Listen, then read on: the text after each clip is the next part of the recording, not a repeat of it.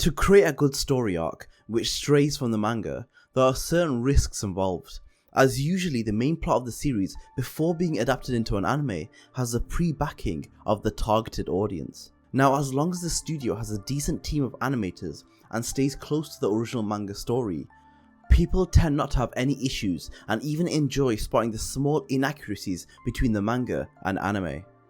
Now, arcs which are deemed as filler are a gamble in comparison to the usual anime arcs, as the creators have no sense regarding audience feedback. Filler arcs similar to the Yu-Gi-Oh! Virtual World arc may have no bearing on the overall main storyline, but still has the ability to raise or decrease the watcher's opinion on the anime. Now, the sentiment behind the Virtual World arc that has been brought to my attention has mostly been negative, with the main villain of the arc, Noah, receiving no love in comparison to the other villains. Well, this video is dedicated to all the haters because the Virtual World arc really doesn't deserve the hate it got. In character development alone, the Virtual World arc is far superior to any of the other seasons of Yu-Gi-Oh! The only comparison which comes close in my opinion is a manga arc called Death T, which also explores the individuality and personal character traits of each character. The Virtual World arc does an exceptional job in building on already existing characters. Now, this may seem like a normal concept, however you'd be very surprised how often side characters are left in the background in order to progress the protagonist and the plot, and eventually the side characters become nothing more than comedic relief. Watching the anime without any influence from the filler or manga, the perception of side characters, especially from the original Yu-Gi-Oh! Duel Monsters anime, you can understandably begin to question the relevance of them at all. Now, the arc starts by splitting Yugi's friends across a giant virtual world. Now, already, for me, this is incredibly exciting. We finally get to see the side characters like Tristan and Taya fend for themselves as well as duel. The characters were split: Yugi, Seto and Mokuba, Taya, Joey, and then finally Tristan, Duke and Serenity. Now, for me personally, it's refreshing to see characters with barely any screen time having to deal with their own issues and problems without Yugi coming in to save the day. Let's use Taya as an example. Taya was nearly eaten by some Hitatsumi giants and then led by a penguin to duel the head penguin, Crump. Now, I don't know about you, but this already gives me protagonist vibes, as Taya was pushed to a limit in all senses of the word. Not only did Taya have to construct a first deck which she had never done before, but she also had to duel in freezing conditions where every time she lost life points, part of her body would freeze. Now, this may only be a simulation, however in the virtual world, if the brain starts thinking something is real, it'll have the same effect on the body. Taya had pretty much in a sense entered her first shadow duel with a brand new deck, dueling seriously for the first time whilst also dealing with extreme ice conditions. In relation to what Taya had to deal with, Yugi didn't have it as hard against his opponent. Now, one thing which makes it all the more epic, especially with this duel, was that Taya was forced to reminisce about her previous duels with Yugi, remembering specific cards and effects to help her win the duel. Okay. This is the one! Pretty cool, right? Mahavilo? He may not be as strong as the Dark Magician. Well, not when you first look at him anyway. But if you look closer, you'll see a hidden power deep inside. Of course! It's hidden strength! She had clearly had some experience dueling Yugi in the past, which is rarely shown. Now, the reason I think this arc is a big step up for Taya as a character is because Taya had never been tested before. We all know Taya as a side character who is always cheering from the sidelines, supporting Yugi or Joey in their duels. She even made it a point to draw a friendship circle connecting the four friends together no matter where they were. So this was the perfect opportunity to see if Taya had been practicing what she had been preaching, which I think is a great bit of character development for Taya, as she was in the hot seat with only the mental belief that her friends were with her.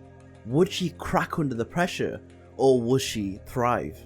Now, saying all this, I can't give Taya all the credit. One flaw in her little storyline is the help she receives from the Dark Magician girl. Unfortunately, the writers of this arc gave Taya a cheat code, which in my opinion was unnecessary, as it was basically plot armor in the form of a deckmaster. A deckmaster is a new mechanic they introduced for this specific arc, and Taya chose the Dark Magician girl. The Dark Magician girl had the ability to communicate with Taya telepathically. which meant Taya received advice on strategy when it came to dueling and even emotional support. My Deckmaster ability allows us to communicate mentally. I'm here to guide you. Okay, you have my trust. Now I activate this card! Now I wouldn't have had an issue with this, but the Dark Magician Girl had an actual Deckmaster ability which helps the player draw cards depending on the amount of monsters in the graveyard, which was legit a Deckmaster ability. The extra telepathic Deckmaster ability felt forced, basically ensuring Taya's win was kind of undeserved. I say this because when all seemed lost and Taya was almost about to lose, it wasn't her friends who helped her find a solution, it was actually the Dark Magician Girl. So it's a tough one. I would say without the Dark Magician Girl, or at least less input from her, in my opinion would have greatly boosted Taya's storyline, adding an element of danger whilst also allowing Taya to depend on the power of friendship, which she is a big believer in. Now, unlike Taya, Tristan, Duke and Serenity were all together. As much fun as it would have been to see all three of them split, I completely understand watching Serenity duel alone when she can barely summon a monster in defense position would have been an unbearable watch, with only Duke possessing any knowledge of the game, as we witnessed in his duel against Joey. The creators of the virtual arc did the smartest thing and grouped the trio together. Now, I don't know about you, but I've always wondered how Tristan would fare in a duel, and even if the answer is tragic, the arc did scratch that itch. Tristan, Serenity and Duke were forced into a 3 vs 1 duel against Nesbit. Now, regardless about what you think about this duel, Tristan and Serenity had a great amount of character development. Tristan admits to Serenity that he'd been lying to her about being a pro duelist, a pretense he had been maintaining ever since he met Serenity. I believe this was very difficult for Tristan to admit, as I believe he always wanted to be a duelist deep down, a goal which presumably ended when he realised he was bad at the game. Eventually, Tristan sacrifices himself to save Serenity by sending his Deckmaster to protect her, which admittedly is definitely in character for him, as he had always been there for his friends through thick and thin. We actually have seen Tristan sacrifice himself before in Depth T, in order to ensure Yugioh and his friends make it to the next stage. I think what this does for Tristan as a character is it shines a really good light over Tristan as a whole, and how ready he is to put himself in the line of fire for his friends. Serenity, as most people would agree, was incredibly annoying to watch, as she continuously made mistake after mistake in the duel against Nesbit, obviously through no fault of her own, having almost no exposure to dueling, as well as being blind for a period of time. Serenity, in my opinion, was never one of the characters that I really want to see more of, similar to Duke if I'm being honest. However, you can't deny that she also grew as a character. She watched one of her friends, Tristan, fall into a pit of what looked like virtual lava, with the realization that it was because of her that Tristan had fallen. Now, this would have been tough for anyone, and especially for Serenity, who had always been a fragile character. Serenity falls into a state of shock, leaving Duke to fend for himself, with the helpful voice of her big brother Joey. Okay, listen up. Whatever you do, don't give up, Serenity. I'm here for you, and I know you can do this. I'm gonna be your guardian angel, way up here in the rafters. Got that? Now show 'em what you got, sis. Thanks, Joey. Go get 'em! Serenity overcomes her inner demons and continues to duel, which, say what you want, in that scenario takes guts. Serenity was even detrimental in landing the finishing blow on Nesbit. One of the most important things to me, especially in a Yu-Gi-Oh series, aside from the plot, is the quality of the duels. Now, this may seem controversial, but I believe the virtual world arc consists of some of the most entertaining duels of all of Yu-Gi-Oh! Now, I know what you're gonna say, especially since Battle City is around the corner. However, I stick to what I said. The virtual world arc introduced a new dueling mechanic called the Deckmaster format. Now, already to me, this is incredible, as now the Deckmaster mechanic is officially an alternative sanctioned format, which is actually playable in real life. Don't get me wrong, I never said it was a popular format for Yu-Gi-Oh players, but the fact that a whole format was created from this filler arc is pretty cool. The Deckmaster format is a system where the duelist is able to choose a card from their deck to act as their dueling companion, whilst also using that monster's effect as a passive effect during the duel. You also have the option to summon the said monster but with the risk of losing the duel outright if the deckmaster is destroyed. Now, when you factor in this cool format with the duels, I honestly found them incredibly entertaining. A few duels that really stood out to me were Joey vs Johnson, also the tag duel where Yugi and Joey were versus the Big Five, and last but not least, the duel between Seto and Yugi versus Noah. Now, the reason I chose these three as an example was because each of these duels were in complete favour of their opponent. Now, let's use Joey vs Johnson as an example. Johnson used every dirty trick in the book against Joey, even manipulating the virtual reality dice in order to favour himself, putting Joey in a big disadvantage. Seeing Joey overcome this against all the odds was something to marvel at. Now, this was a continuous theme throughout the virtual world arc when it came to dueling.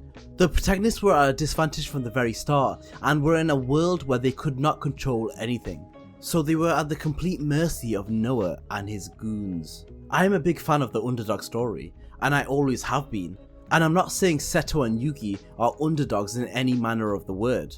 However, the situations they are put in and the obstacles they have to overcome are truly spectacular, as pretty much all the cards are stacked against them. I mean, look at the duel versus Joey and Yugi against the Big Five. The Big Five used one body and changed their deckmaster constantly, which meant at any moment they had 5 passive monster effects that they could switch into at any point. And this was ridiculously powerful, especially when they had monster effects like Jinzo at their disposal. This arc, when it comes down to it, was the ultimate fan service for OG Yu-Gi-Oh fans. The perfect example of this is when Yugi takes over the duel between Seto and Noah, and Yugi literally shuffles Seto's deck into his own and uses Kaiba's cards to defeat Noah. And bear in mind, Yugi only had 300 life points to begin the duel with. Seeing Atem wield all 3 blue eyes as well as using them to end the duel was so satisfying. This arc really gives the audience what it wants to see. I mean, the last time Joey and Yugi worked together in a tag duel was in Duelist Kingdom against the Paradox Brothers, so it's so great to see the parallels between that tag duel and the tag duel in the virtual world arc, to see how far Joey had come as a duelist. So overall, the duels were incredible and probably one of the reasons why I love this arc so much to begin with. Now, the one common ground I have with the haters of this arc revolve around the Kaiba Brothers, as that seems to be the one aspect of the arc which we can both agree on. It's something we all wanted to see. The main plot of this arc revolves around delving into the past of the Kaiba Brothers. Now, Seto being a fan favourite of the show, it was very interesting to see his growth from when they were sent to the orphanage to him now. Watching Seto as a kid, or as Mokuba put it, when he still smiled, was honestly so surprising to me, and it opened up so many questions. This was before I read the manga, that is. The reason I loved these scenes with Seto as a child was because we got to experience Seto and Mokuba's direct physical and emotional reaction, as like us the audience were watching their lives go by. This arc was a Kaiba family affair, with Noah's big plot twist being that he was actually the true successor to the Kaiba family name, which was lost due to an accident Noah had as a child. This becomes even more complex as Gozoboro Kaiba is also revealed to be in the virtual world as well, which in my opinion seems like a giant ball of character development for Seto, as Gozoboro is pretty much responsible for the person Seto had become prior to Atem using his shadow magic. Seto had grown a lot since the last time he had faced Gozoboro, which was actually the last time Gozoboro had faced anyone at all. This was the moment for the new, and I would like to say improved Seto to face and vanquish his demons once and for all. Back when Seto was still operating from the life lessons Gozoboro had installed inside of him, Seto showed no love towards his brother and was a heartless, cruel person. However, in the duel with Noah alone, there were multiple occasions where Seto gave up the chance of victory in the duel against Noah and instead prioritized the safety of his brother Mokuba, which he probably wouldn't have done in the past. To the old Seto, to lose meant to die, so clearly Seto choosing to save his brother and losing to Noah shows how far Seto has come, and this greatly increased my respect for Seto. And the fact that Atem also states this to Noah as well was great to see, as Yugi and his friends got to witness that side of Seto, something Yugi always knew existed but Seto never revealed. You think kidnapping Mokuba and using him as a shield is fair? Kaiba could have easily defeated you, Noah, but he chose the safety of his little brother over his victory. And that makes Kaiba a stronger person than you will ever be. All you've proven here today is that you're a weak little boy who needs to cheat to get his way. This clip also gets rid of any doubt that Seto actually lost the duel, leaving Seto's reputation as the second greatest duelist intact as well. Honestly, the Kaiba storyline was immaculate. The fact that they even used the Mokuba being kidnapped cliche didn't even bother me as much. Not only did we get to see an enraged Seto thrashing any opponent in his path to save Mokuba, we got to see the best of Seto Kaiba, and that means on and off the duel arena. Seto for once in his life had to rely on something else apart from his technology and strategies, which was emotions. Now, even though he still did this in a Seto Kaiba-y way, it was still refreshing to see Seto relying on his connection to Mokuba in order to break Noah's control over him. Now, regarding to Seto's traumatic past, even though it is a filler arc, it did a great job in expanding Seto as a character, especially since the Battle City Finals took place at the Duel Tower, which was formerly the HQ for Gozaboro's military base. Seto being crowned champion at the top of the Duel Tower and then subsequently blowing up the tower afterwards, for Seto represented that he had buried the past and somehow overcame it. However, Seto's method of bearing his problems instead of facing them is obviously flawed. So I think the virtual arc does a great job in building up the trauma Seto had faced, setting Kaiba up perfectly for the finals, where Seto is challenged even further after losing to Yugi, and once again faced with challenging his past. Noah Kaiba, the villain of the story, and probably the reason the arc doesn't get the love that it deserves. Now, much of what I've seen online depicts Noah as a terrible villain, but they are wrong. Noah, in my opinion, is a great Yu-Gi-Oh villain, and like all great villains, has a complicated background which understandably brings the worst out of him. The only crime Noah commits in my eyes is that he's severely misunderstood as a character. Now let's look at some of the criticism towards Noah in the first place. Some people dislike how he's meant to be an intelligent computer brain but comes off as a spoiled brat. Others hate the quick switch from the bad guy to the good guy, which makes Noah a fickle character with no depth. And I think some people just really hate his dubbed whiny voice. Now the only point I will concede is that last one. He definitely has got an incredibly whiny voice. Soon I'll prove that no one's better than me! My move! Ha! But as a character, I think he's spot on. Now Noah's plan during this arc was to attempt to steal bodies for him and the Big Five, using these bodies in order to trap the mind of the host in the virtual world and escape to the outside world. Now, however inexcusable this plan was, I think Noah's flawed character traits make complete sense with his plan, which are the actions of a child seeking his father's approval. Now yes, Noah's mind was uploaded onto a virtual software system, a system which greatly increased his intelligence, and eventually he was able to hack the world and had access to pretty much anything he wanted. However, that doesn't attribute to emotional intelligence. Emotional intelligence is built up over time with interactions with real people, something Noah was lacking, as he was surrounded by AI robots, only ever so often conversing with his father, which also eventually stopped happening. So Noah might have grown in his skills in terms of computers and knowledge, but his mindset was still of a child. As he himself said, he was given everything he ever wanted and had access to everything he dreamt of. So yes, he was a spoiled brat, but that was only due to his circumstance and his lack of worldly connections, something that wasn't really his fault. Noah spent 6 years trapped in this virtual world. This amount of time would turn anyone cruel and twisted, as he had everything he could ever have wanted apart from the one thing he really craved, which was the love of his father, Gozaboro. Seeing Seto become Gozaboro's next heir to the throne obviously caused Noah to be jealous. All of Noah's feelings and emotions, if you think about them in the eyes of a developing child, are justified and normal. And with Noah not being an ordinary child, but being the ruler of an entire virtual world, and there you get the bratty child we see today. Noah is the real victim of the story, the victim of terrible life circumstances and the terrible treatment from his own father. Now yes, did Noah technically switch from evil to good with no on-screen time for any reflection of his own actions? So to many this seemed kind of lackluster and probably did his character an injustice. However, the way I see it is, Noah at that point had taken over Mokuba's body, giving Noah access to Mokuba's motor functions as well as his memories. Now I believe this would have been an incredible shock to Noah, as he is finally exposed to everything he was missing whilst being locked away in the virtual world, which was compassion and empathy, both of which Mokuba had showed Noah. I mean, you're our family, Noah. After all, Noah, we are brothers, aren't we? Mokuba still likes me after all I've done to him? Now, luckily Noah had chosen to inhabit Mokuba instead of Seto, with Mokuba being the more emotional one. I think this impacted Noah in more ways than one. Noah was used to accessing information and absorbing it at great speed, and I believe a similar out-of-body fusion occurred when taking over Mokuba's body. I think subconsciously, Mokuba's mind dismantled all the anger and hate towards Kaiba and cleared the fog to the real enemy, which was his father. Also, as Noah as a character, I really liked his hypocritical nature. When it came to the duel versus Joey and Johnson, Noah stepped in to make sure Johnson played by the rules.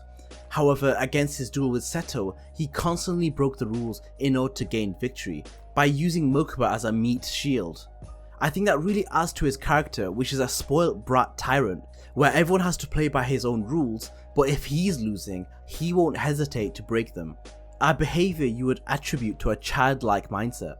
In conclusion, the virtual world arc took place in the middle of Battle City after the finalists were decided, and they were embarking on their way to the final island, the Duel Tower, where the winner of the entire tournament was to be decided. Now, understandably, many people weren't too happy about this. The argument being, it drew the focus away from the main storyline as it was just getting good. Well, unless you were an OG of the show, waiting to watch the anime episode by episode on TV at 7 PM, which if like me you were that person, then that's actually a fair criticism. But if you're watching the anime online, then it would be really easy to identify when the filler arcs are going to be and just skip them, and come back to them later on, and that's all with one Google search. I mean, I'm pretty sure that's what many people did when watching shows like Naruto, because Mecha Naruto just wasn't the one. I mean, for me personally, I still had a great time watching the virtual world arc, in between Battle City. Granted, back then I didn't really understand what a filler was, but what I did know was, the filler episodes didn't kill the hype for me, as I knew the duels in the Battle City finals were going to be epic, and they didn't disappoint. The evil Marek storyline, which was built up in the first half of Battle City, was disrupted, in the sense they threw another arguably better villain, Noah, at us halfway through the arc. But again, I wasn't personally too attached to the one-dimensional evil Marek character in the first place. But that's for another video coming soon. Thanks for watching guys, and make sure you hit that like button and subscribe. Also, let me know what you thought about the virtual world arc in the comments down below. Until next time,